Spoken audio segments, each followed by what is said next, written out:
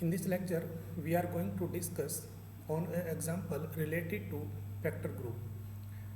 Let us suppose there is a group G, there is a set G having some matrices, and this is the first matrix, second matrix, third matrix, and so on. And the nature of the elements of this matrix are in this way as defined below. These are, suppose these are matrices and having some elements, etc. Each matrix. Okay, the nature of this matrix is this, where A, B and D, these are three elements, and these are three real elements. They may be any real number, but the condition is AD is not equivalent to 0. If AD is equal to 0, the product of A and D is 0, then it will be converted to a singular matrix. It means we are considering or discussing on a non-singular matrix here. And we will check that this group G will form a vector group. So before discussing on vector group, first we will check whether this group set G is a group or not. For this we will check these all four properties. The first property is closure property, and for the closure property, first we will write this matrix, and this is a non-singular matrix. And we know that if a matrix is multiplied, here the operator is multiplication operator is being used in this example, because this is not a particular question. Here we are discussing such type of set over multiplication. And we know that if we multiply any two non-singular matrix, then the resultant will be also a non-singular. It means the product of any two non-singular matrices is available if the order is 2 by 2.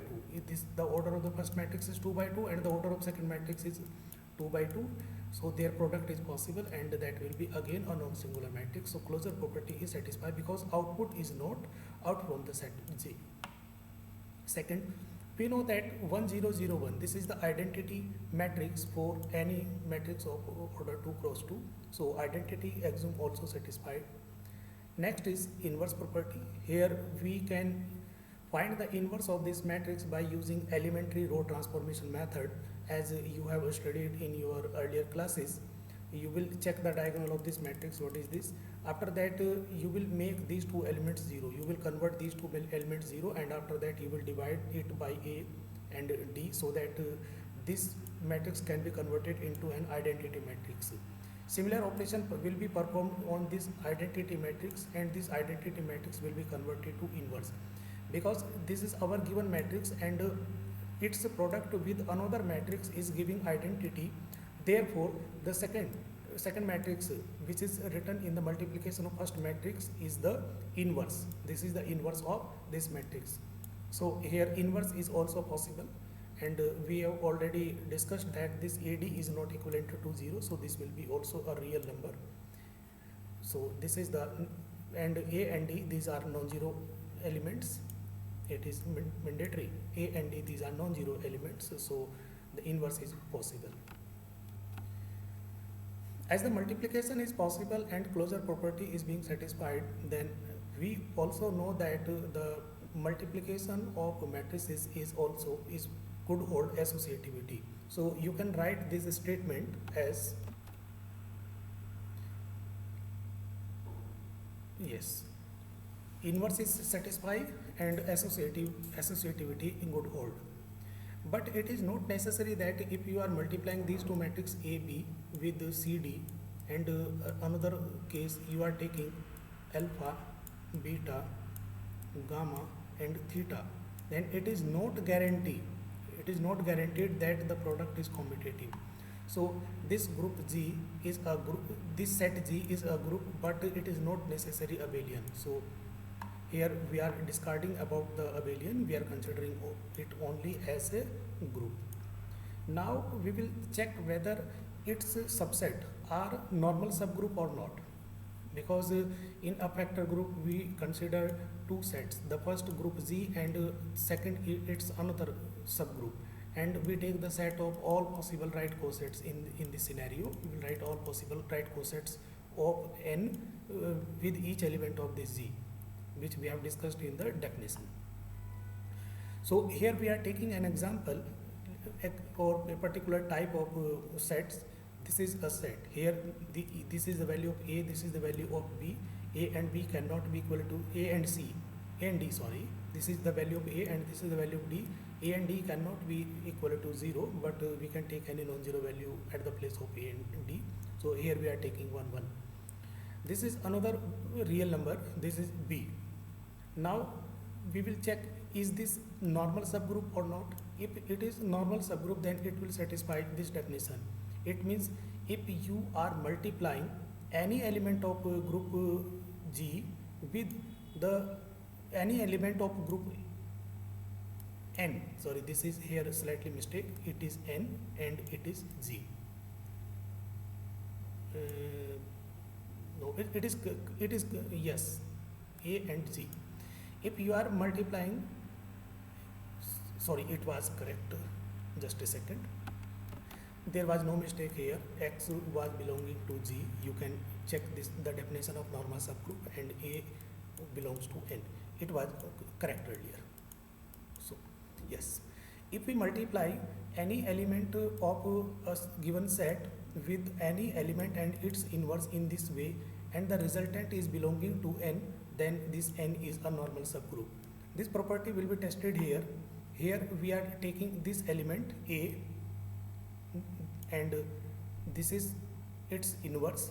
This is X, and X which is belonging to G. We are taking any element of G, and here we have written its inverse because we have calculated the inverse of this matrix. And here we are taking any matrix from this set N, and the nature of the matrices of set N is 1, 1, and here we are taking any real number. So here 1, 1, and here we are assuming a particular real value K. After multiplying these three matrices, we get this result, and in this scenario we getting 1, 1, and this is any particular element. And we have assumed that this type of elements are belonging to N, as we have earlier assumed. So we can say that X, A, X inverse, this type of architecture is belonging to N, so this N is a normal subgroup.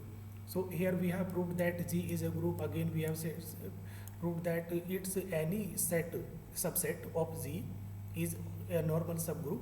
So remaining now we will further check that G upon N is abelian or not. If it is abelian, then it is a factor group.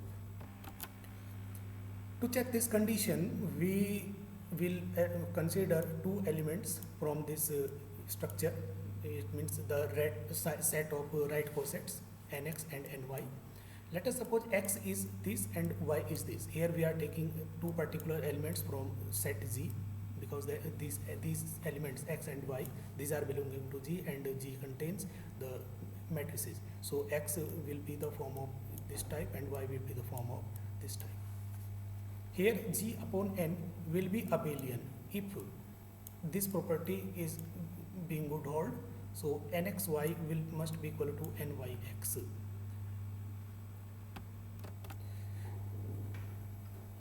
So here we have written this statement because we know that Nx into Ny, that is equivalent to Nxy, and Ny and Nx, that will be equal to Nyx.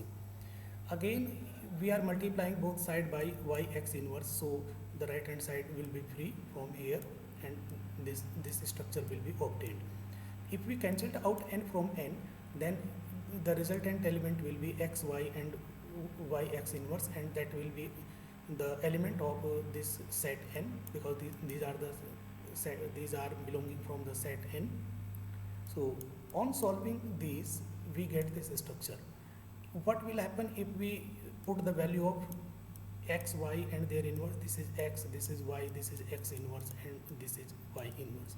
Again, the multiplication of these matrices is possible, and I have written here the direct result of the multiplication of these matrices. Here we get this result. Here we get the value of T in terms of A, B, C, D. So this we found this. So here we have proved that this G upon N is satisfying commutative axiom. So it is a commutative or abelian factor group. Now there is a problem for your homework. Student will read this question carefully and will try to show that G upon N from this set will be a abelian.